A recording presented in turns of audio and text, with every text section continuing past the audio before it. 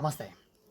ನಿಮಗೆ ಗೊತ್ತಿರ್ಬೋದು, ನೀವು ಈ ಮೈಥುನ ಕ್ರಿಯೆ, ಈ ಸೆಕ್ಸು ನಾವು ಹೇಳ್ತೀವಲ್ಲ, ಇಂಟರ್ಕೋರ್ಸ್, ಅದ್ರ ಬಗ್ಗೆ ಭಾಳಷ್ಟು ಗಮನ ಕೊಡ್ತಾ ಇರ್ತಾರೆ ಮತ್ತು ಅದರಿಂದ ಭಾಳಷ್ಟು ಸಮಸ್ಯೆಯಿಂದ ಕೂಡ ಬಳಲ್ತಾ ಇರ್ತಾರೆ.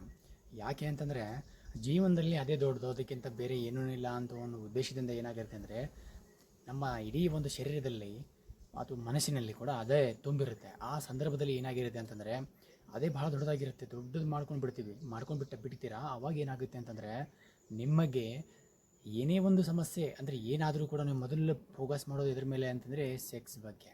ನೋಡಿ, ಒಂದು ವಿಡಿಯೋ ಬಂತು ಅಂದ್ಕೊಳ್ಳಿ, ನೀವು ಅತಿ ಹೆಚ್ಚು ಹಸ್ತಮೈಥುನ ಮಾಡಿದ್ದೀರಾ, ಎಚ್ಚರಿಕೆ ಅಂತ ಕೇಳಿದಾಗ ನಿಮ್ಮ ಎದೆ ಒಡೆದು ಹೋಗ್ಬಿಡುತ್ತೆ. ಇನ್ನೊಬ್ಬ ಬಂದುಬಿಡ್ತಾನೆ, ಏನು ಅಂದರೆ ಸರಿಯಾದ ಸಮಯಕ್ಕಾಗಿ ಹಸ್ತಮೈಥುನ ಮಾಡದೇ ಇದ್ದರೆ ಶರೀರಕ್ಕೆ ಸಮಸ್ಯೆ ಅಂದಾಗ ಮತ್ತು ಆವಾಗ ನಿಮ್ಮ ಎದೆ ಮತ್ತೆ ನಾರ್ಮಲ್ ಸ್ಥಿತಿಯಲ್ಲಿ ಬಂದುಬಿಡುತ್ತೆ ಅಲ್ವಾ. ಅದಕ್ಕೆ ನೋಡಿ, ನೀವು ಯಾರೋ ಹೇಳೋದನ್ನ ನೋಡಿ ಯಾವುದೋ ಒಂದು ವಿಡಿಯೋದಲ್ಲಿ ಬಂತು ಹಸ್ತಮೈಥುನ 15 ದಿನಕ್ಕೆ ಒಂದ್ಸತಿ ಮಾಡಲೇಬೇಕು, ಮಾಡದೇ ಇರೋ ಸಮಸ್ಯೆ ಆಗುತ್ತೆ, ಇದೆಲ್ಲ ಸೆಕೆಂಡ್ ಬಿಟ್ಕೊಡಿದ್ದೀನಲ್ಲ, ಆಯಿತಾ. ನೋಡಿ, ಅತಿ ವರ್ಜಯತ್ ಅಂತ ಏನೇ ಆಗಿರಲಿ ನಿಮ್ಮ ಮನೆಯಲ್ಲಿ ನೀವು ನೋಡಿ, ಉದಾಹರಣೆಗಾಗಿ ನಾವು ಬಾದಾಮ್, ಕಾಜು, ಪಿಸ್ತಾ, ಗೋಡಂಬಿ ಇವೆಲ್ಲವನ್ನು ನಾವು ಸೇವನೆ ಮಾಡ್ತಾ ಇರ್ತೀವಿ ಅಲ್ವಾ. ಅದು ಕೂಡ ಅತಿ ಆಯಿತು ಅಂತಂದರೆ ಅದರಿಂದ ಕೂಡ ಏನಾಗುತ್ತೆ ಅಂದರೆ ಹೃದಯಾಘಾತ ಆಗುತ್ತೆ. ನೆನಪಿನಲ್ಲಿ ಅದು ಕೂಡ ವಿಷಯನೇ ಅಲ್ವಾ. ಅಂದರೆ ಅಮೃತ ಥರ ಕೆಲಸ ಮಾಡಬೇಕಿತ್ತಂದರೆ ಅತಿ ಆಗಬಾರ್ದು ಅಂತ. ನೀವು ಬಾದಾಮ್ ತಿನ್ಬೋದು, ಕಾಜು ತಿನ್ಬೋದು, ಪಿಸ್ತಾ, ಗೋಡಂಬಿ ಏನೇನು ತಿಂತ ಹೋಗಿ. ಡ್ರೈ ಫ್ರೂಟ್ಸ್ ಬಗ್ಗೆ ಏನಾದರೂ ನಿಮ್ಮ ಸಜೆಷನ್ ಮಾಡ್ತಾರೆ ಭಾಳ ಜನ, ಅದ್ರ ಬಗ್ಗೆನೇ ನೀವು ನೋಡಿ.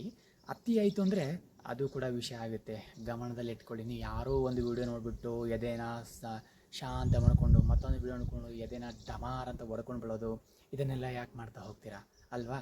ನಿಮ್ಮ ತಲೆಯಲ್ಲಿ ಏನಿರಬೇಕು ಅಂದರೆ ಅತಿ ಏನೇ ಆಗಿರಲ್ರಿ, ಏನೇ ಆದರೂ ಕೂಡ ಅದು ವಿಷಯನೇ ಅಲ್ವಾ. ನಮ್ಮ ಪೂರ್ವಜರು ಸುಮ್ಮನೆ ಹೇಳ್ತಾರೆ, ಅತಿ ಆದರೆ ಅಮೃತ ಕೂಡ ವಿಷ ಅಂತ ಹೇಳ್ತಾರೆ. ಅದು ಕೂಡ ಸಮಸ್ಯೆ, ಅದು ಕೂಡ ಜ್ಞಾಪಕದಲ್ಲಿ ಇಟ್ಕೊಂಡು ನೀವು ಮುಂದೆ ಹೆಜ್ಜೆ ಹಾಕಬೇಕು. ಏನು ನೋಡಿ, ಮುಖ್ಯವಾಗಿ ನಾವು ಮೂಲ ಏನು ಅಂತಂದರೆ, ಈಗ ನಾವು ಎಲ್ಲಾದರೂ ಬಂದಿದ್ದೀವಿ, ಎಲ್ಲರೂ ಜೀವನ ನಡೀತಾ ಇದೆ ಅಂತಂದರೆ ಜೀವೋತ್ಪತ್ತಿಗಾಗಿ ನಾವು ಈ ಒಂದು ಕೆಲವು ಮೈಥುನ ಮಾಡಲೇಬೇಕಾಗುತ್ತೆ ಅಲ್ವಾ. ಮದುವೆ ಅನ್ನೋದಾಗಿರ್ಬೋದು, ಸಂಸಾರ, ಮಕ್ಕಳು ಇವೆಲ್ಲ ಬೇಕೇ ಅಲ್ವಾ. ಅದು ಸರಿಯಾದ ಸಮಯಕ್ಕಾಗಿ ನೀವು ಮಾಡಿದಾಗ ಏನಾಗುತ್ತೆ ಅಂದರೆ ಅದರಿಂದ ನಿಮಗೆ ಏನೇ ಸಮಸ್ಯೆ ಆಗೋದಿಲ್ಲ. ಹಾಗಂದರೆ ಕೆಲವೊಬ್ಬರಿಗೆ 12 ಹೆಣ್ಣು ಮಕ್ಕಳಿದ್ದಾವೆ, ಅವ್ರು ಇನ್ನೂ ಕೂಡ 1.5 ಕ್ವಿಂಟಲ್ ಚೀಲನ ಎತ್ತಾ ಇರ್ತಾರೆ, ಅವ್ರು 12 ಹೆಣ್ಣು ಮಕ್ಕಳಿದ್ದಾವೆ. ಯಾಕೆ ಅವ್ರ ಜೊತೆ ಈ ಥರ ಆಗಿಲ್ಲ?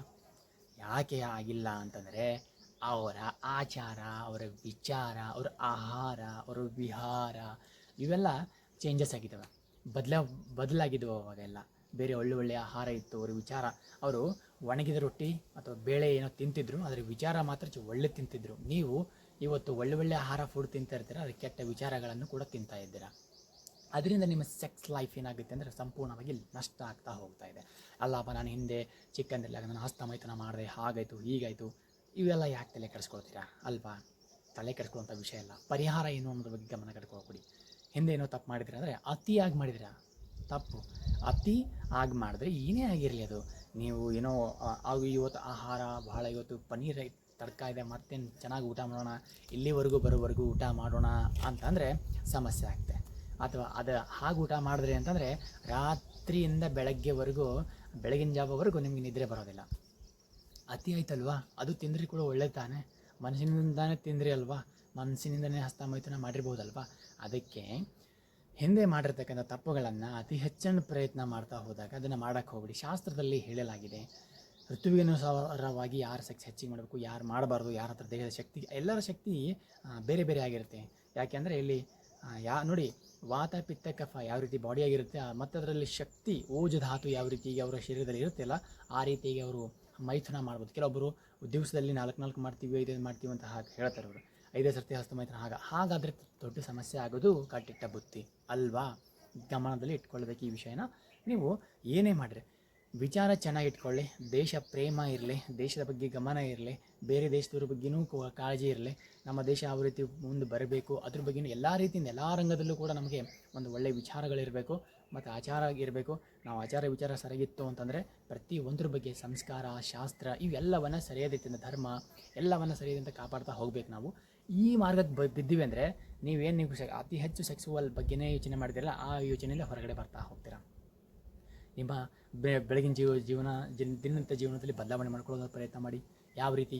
ದಿನ ಬೆಳಗ್ಗೆ 4 ಗಂಟೆಗೆ ಏಳೋದು ಅಥವಾ 5 ಗಂಟೆಗೆ ಏಳೋದು ನಿಮ್ಮ ಪರಿಶ್ರಮ ದೈಹಿಕ ಈ ದೇಹ ಯಾಕಿದೆ ಅಂದರೆ ಇದನ್ನು ಪರಿಶ್ರಮ ಮಾಡೋಕ್ಕೋಸ್ಕರನೇ ಇದೆ. ಇದನ್ನು ಇದಕ್ಕೆ ಆರಾಮ ಕೊಡಬಾರ್ದು ಯಾವುದೇ ಕಾರಣಕ್ಕೆ. ಇದಕ್ಕೆ ಚೆನ್ನಾಗಿದ್ರದ್ದು ಏನು ಮಾಡಬೇಕು ಅಂದರೆ ದಿನನಿತ್ಯ ಇದನ್ನು ದುಡಿಸ್ಬೇಕು, ಭಾಳಷ್ಟು ದುಡಿಸ್ಬೇಕು, ನೀರು ಹರಿಯೋವರೆಗೂ ದುಡಿಸ್ಬೇಕು. ಈ ರೀತಿ ಮಾಡ್ತಾ ಹೋದಾಗ ಏನಾಗುತ್ತೆ ಅಂತಂದರೆ ನಿಮಗೆ ವಿಚಾರಗಳು ಏನಾಗ್ತವೆ ಅಂದರೆ ಕಂಟ್ರೋಲ್ ಆಗ್ತಾ ಹೋಗ್ತಾವೆ. ಅಲ್ಲಿವರೆಗೂ ವಿಚಾರ ಕಂಟ್ರೋಲ್ ಆಗೋದಿಲ್ಲ. ಯಾರಿಗಾದರೂ ನಾವು ಈ ವಿಡಿಯೋ ನಿಮ್ಗೆ ತಲುಪ್ತೇವೆ ಅಂತಂದರೆ ನಿಮಗೆ ನಗು ಬಂದುಬಿಡುತ್ತೆ. ಅಥವಾ ಏನಾದರೂ ಹತ್ತಿರದ ನಮ್ಮ ಗೊತ್ತಿರೋರ ಹತ್ತಿರ ಹೋಯಿತು ಅಂತಂದರೆ ಅವರು ಕೂಡ ಸ್ವಲ್ಪ ನಗೆ, ಈ ವ್ಯಕ್ತಿ ಈ ಥರ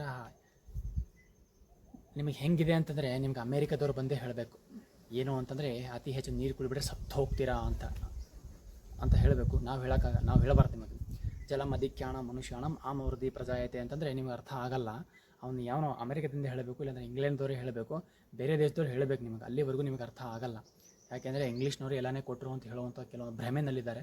ಏನೂ ಇಲ್ಲ. ನಮ್ಮ ಶಾಸ್ತ್ರವನ್ನು ಬೇರೆಯವರು ಬಹಳ ಅದ್ಭುತವಾಗಿ ಅಚ್ಚುಕಟ್ಟಾಗಿ ಅಭ್ಯಾಸ ಮಾಡ್ತಾ ಇದ್ದಾರೆ. ಮತ್ತು ಅವರಲ್ಲಿ ಇರ್ತಕ್ಕಂಥ ಎಲ್ಲ ದೇಶ ತುಂಬ ಮುಂದುವರೆದವು. ಎಲ್ಲ ಅವು ನೆನಪನ್ನು ಇಟ್ಕೊಳ್ಳಿ.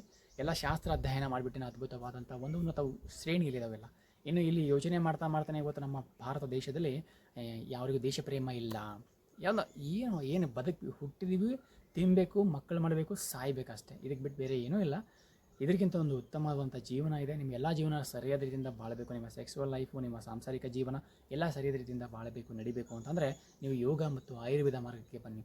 ಯೋಗ ಮತ್ತು ಆಯುರ್ವೇದ ಏನು ಕಲಿಸ್ಕೊಡುತ್ತೆ ಅಂದರೆ ಯಾವ ರೀತಿ ಬದುಕಬೇಕು, ದೇಶದ ಬಗ್ಗೆ ಯಾವ ರೀತಿ ಪ್ರೀತಿ ಇರಬೇಕು, ನಿಮ್ಮ ಬಗ್ಗೆ ಯಾವ ರೀತಿ ಪ್ರೀತಿ ಇರಬೇಕು, ಜನ್ಮ ಅಂದ್ರೇನು, ಪುನರ್ಜನ್ಮ ಅಂದ್ರೇನು, ಆಯುರ್ವೇದ ಅಂದ್ರೇನು, ಔಷಧಿಗಳಂದ್ರೇನು, ವನಸ್ಪತಿ ಅಂದ್ರೇನು, ಈ ಗಿಡಮರಗಳ ಪ್ರಕೃತಿಯ ತಾಯಿ ಯಾವ ರೀತಿ ಕಾಪಾಡಿಕೊಳ್ಬೇಕು, ಮಾತೆಯರ ಜೊತೆ ಅಪ್ಪನ ಜೊತೆ ಯಾವ ರೀತಿ ಇರಬೇಕು, ತಂಗಿ ತಮ್ಮನ ಜೊತೆ ಯಾವ ರೀತಿ ಇರಬೇಕು, ನಿಮ್ಮ ಕೊನೆಯ ಕ್ಷಣದಲ್ಲಿ ನೀವು ಯಾವ ರೀತಿ ಇರಬೇಕು, ನಿಮ್ಮ ಉಸಿರು ಬಂದು ನಡ್ಕೊಂಡು ಹೋಗುವವರೆಗೂ ನೀವು ಯಾವ ರೀತಿ ಇರಬೇಕು ಅಂತ ಈ ಆಯುರ್ವೇದ ಕಲಿಸುತ್ತೆ. ಕೇವಲ ಚಟ್ನಿ ಚೂರ್ಣ ಅಷ್ಟೇ ಅಲ್ಲ, ನಿಮ್ಮ ಜೀವನದಲ್ಲಿ ಸಂಪೂರ್ಣವಾಗಿ ಬದಲಾವಣೆ ಮಾಡುವಂಥ ಶಕ್ತಿ ಈ ಒಂದು ಆಯುರ್ವೇದಕ್ಕೆ ಇದೆ. ಆ ಆಯುರ್ವೇದದತ್ತ ನೀವು ಬಂದ್ರಿ ಅಂತಂದರೆ ಖಂಡಿತವಾಗಿ ಯಾವುದೇ ಅನುಮಾನ ಇಲ್ಲ. ಆಯುರ್ವೇದ ಅಂತಂದರೆ ಕೇವಲ ನೀವು ಯಾವುದೇ ಕಾರಣಕ್ಕಾಗಿ ಔಷಧಿಗಳು, ವನಸ್ಪತಿಗಳು ಅಂತ ತಿಳ್ಕೊಳ್ಳೋಕೆ ಹೋಗಬೇಡಿ. ಆಯುರ್ವೇದ ಅಂತಂದರೆ ಜೀವನ ಮಾಡುವಂತಹ ಒಂದು ಶೈಲಿ, ಮಾರ್ಗ, ಜೀವನೋಪಾಯವಾಗಿರ್ತಕ್ಕಂಥ ಮಾರ್ಗ ಉಪಾಯಗಳನ್ನು ಈ ನಮ್ಮ ಆಯುರ್ವೇದ ಹೇಳುತ್ತೆ. ಅನೇಕ ಋಷಿಮುನಿಗಳು ಅದ್ರ ಬಗ್ಗೆ ಬಹಳಷ್ಟು ಅದ್ಭುತವಾದಂಥ ವಿಚಾರಗಳನ್ನು ಕೊಟ್ಟಿದ್ದಾರೆ. ಏನೇ ಸಮಸ್ಯೆ ಇದ್ರೂ ಕೂಡ ಅದರಿಂದ ಹೊರಗಡೆ ಬರುವಂಥ ಸಾಮರ್ಥ್ಯ ಆಯುರ್ವೇದಕ್ಕೆ ಇದೆ.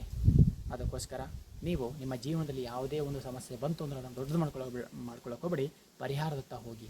ಪರಿಹಾರದತ್ತ ಹೋದಾಗ ಖಂಡಿತವಾಗಿಯೂ ಸಮಸ್ಯೆಗೆ ಪರಿಹಾರ ದೊರಕುತ್ತೆ ಅಂತ ಹೇಳ್ತಾ ನಮ್ಮ ಈ ಸಂತೋಷ್ ಯೋಗ ಆ್ಯಂಡ್ ಆಯುರ್ವೇದ ಈ ಚಾನಲನ್ನು ಸಬ್ಸ್ಕ್ರೈಬ್ ಮಾಡಿ, ಬೆಲ್ ಐಕನ್ ಪ್ರೆಸ್ ಮಾಡಿ.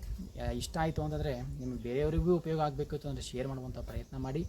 ಅಲ್ಲಿವರೆಗೂ ಎಲ್ಲರೂ ಆರೋಗ್ಯವಾಗಿರಿ. ನಿಮ್ಮ ಆರೋಗ್ಯ ನಮ್ಮ ಮತ್ತು ನಿಮ್ಮ ಕಾಳಜಿ ಅಂತ ಹೇಳ್ತಾ ಎಲ್ರಿಗೂ ನಮಸ್ಕಾರ.